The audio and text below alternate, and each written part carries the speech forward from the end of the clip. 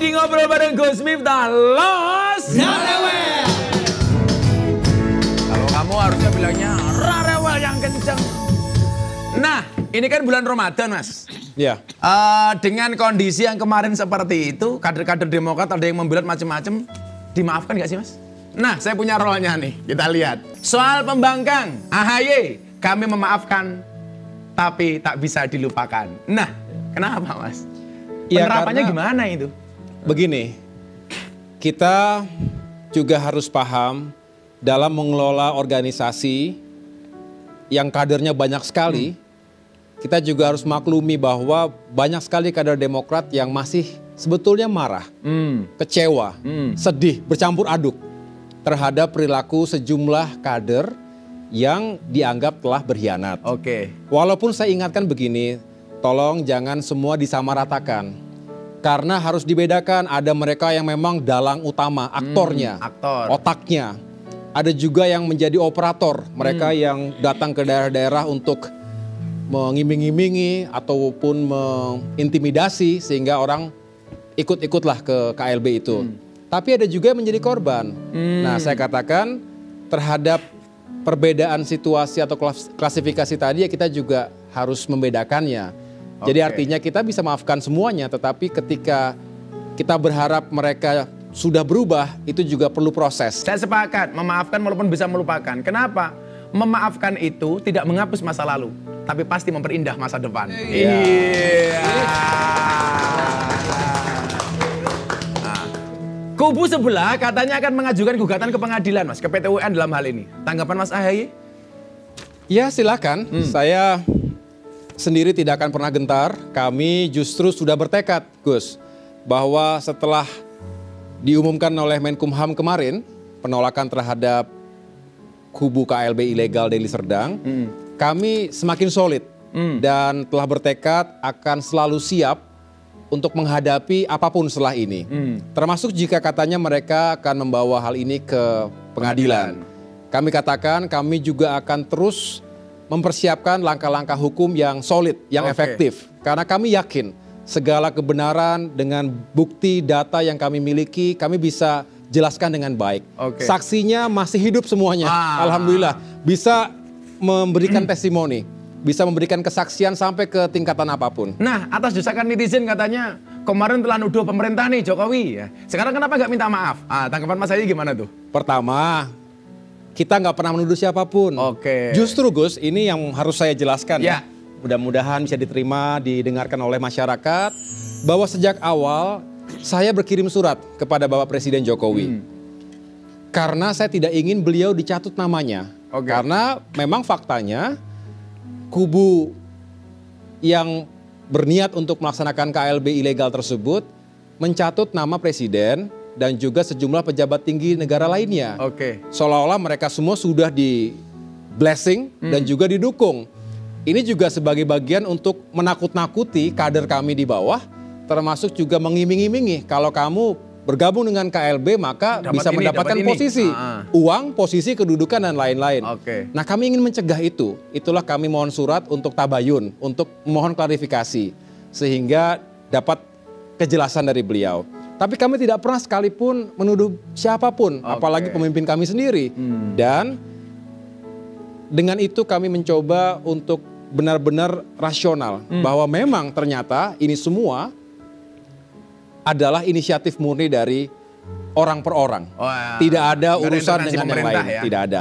Kami juga menghormati itu dan alhamdulillah itu juga menjadi keputusan yang memberikan kelegaan pada saat Menkumham menyatakan penolakan, artinya itu melegakan kami juga melegakan masyarakat Indonesia yang masih akhirnya punya hope, punya harapan demokrasi bisa tumbuh hidup di Indonesia. Luar biasa. Kan ini ujian nih bagi Mas Agus dan kawan-kawan Demokrat. Ketika Allah memberikan kamu ujian, Allah tidak memerintahkan kamu untuk mencari jalan keluar hingga penat. Tetapi Allah memerintahkan kamu untuk sabar dan sholat. Itulah kenapa kemudian dikatakan innallaha ma'as-sabirin. Sesungguhnya Allah bersama orang-orang yang sabar. Sabar itu capek, sabar itu pahit, sabar itu nggak enak. Tetapi pasti akan indah pada waktunya. Kapan? Ya sabar saja. Maka ketika kemudian kita dikasih masalah oleh Allah, ingat, bukan ombaknya yang besar, tetapi perahunya yang terlalu kecil. Bukan ujiannya yang besar, tetapi iman kita yang terlalu lemah. Maka ketidaksabaran atas sebuah musibah adalah musibah yang sebenarnya. Dan kesyukuran atas sebuah karunia adalah karunia yang sebenarnya. Kita nggak boleh kemudian berduka terlalu banyak. Karena Allah berfirman dalam surat At-Taubah, la tahzan innallaha ma'ana. Jangan bersedih, sesungguhnya Allah bersama kita. Ujian kalian barangkali beda dengan ujiannya Mas Agus. Kalau kayak kamu umpamanya, wah ujiannya apa? Belum punya pasangan, jomblo. Santai saja. Sejomblo-jomblonya kalian pasti akan berakhir. Berakhirnya di mana? Kalau tidak di pelaminan, minimal di pemakaman.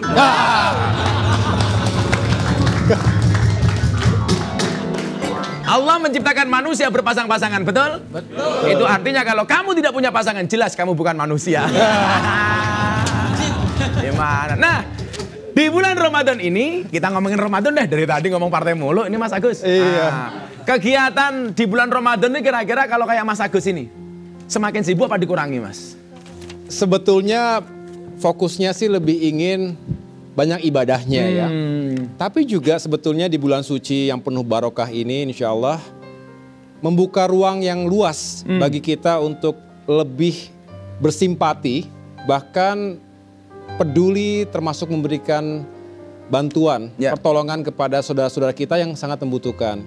Jadi saya dan teman-teman di Partai Demokrat juga berupaya untuk terus melakukan kegiatan yang baik, yang positif, dan tentunya juga mudah-mudahan bermanfaat untuk masyarakat.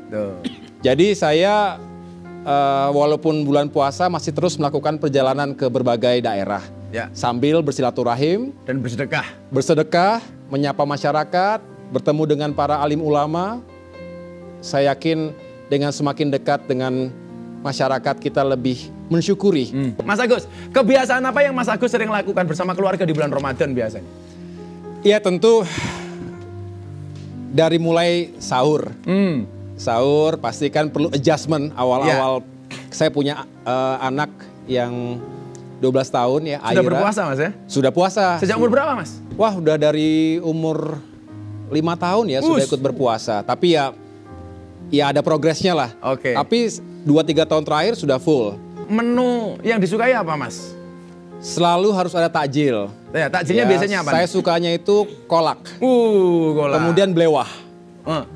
Kemudian. Nggak suka gorengan Mas? Gorengan harus, betul. Harus. Kalau Gus sendiri, Gus Miftah senangnya apa? Kalau senang yang manis atau senang yang berminyak? Kalau saya selalu berbuka dengan keluarga. Kenapa? Karena yang manis belum tentu mau diajak berkeluarga. Tuh dengerin jomblo itu. Belum tentu ya? Belum tentu Mas. Belum tentu. Iya. Sama berbukalah dengan yang manis. Siapa bilang? Berbukalah dengan yang sayang. Karena yang manis belum tentu sayang. Gitu. Kalau yang sayang udah pasti manis belum? Apa Mas? Kalau yang sayang sudah pasti manis? Ya belum tentu sih Mas. Kenapa Mas Agus suka berbuka dengan gorengan? Karena sudah punya kesayangan.